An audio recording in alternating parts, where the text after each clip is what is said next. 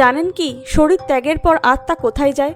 গরুর পুরাণে লেখা আছে মৃত্যু শুধুমাত্র শরীরের অবসান, কিন্তু আত্মার যাত্রা সেখান থেকে শুরু হয়। তাহলে যখন আত্মা দেহ ত্যাগ করে তখন তাকে কোথায় নিয়ে যাওয়া হয় এবং কেমন হয় তার পরবর্তী গন্তব্য? গরুর পুরাণ অনুসারে যখন কোনো ব্যক্তি মৃত্যু বরণ করেন তখনই এই যমদূত তার আত্মাকে নিতে আসেন। এই যাত্রার পথ নির্ভর করে জীবনের কর্মের উপর। সৎ ও ধর্মপরায়ণ ব্যক্তি হলে আত্মা শান্তি ও সুখ অনুভব করে এবং যমদূত তাকে বিনা কষ্টে নিয়ে যায়। কিন্তু আত্মা যদি অসৎ ও পাপী হন, যমদূত তাকে যন্ত্রণার মাধ্যমে নিয়ে যান, কারণ তার পাপের ফল তাকে ভোগ করতে হয়।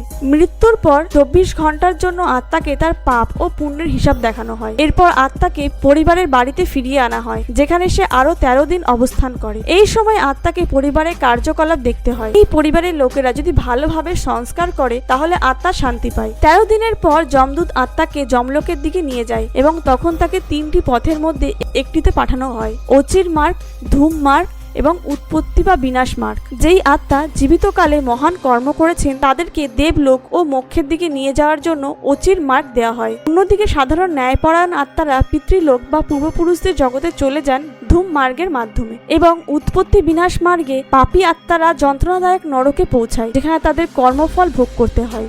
ভিডিওটি ভালো লাগলে একটি লাইক এবং কমেন্টে জয় যমরাজ লিখতে ভুলবেন না।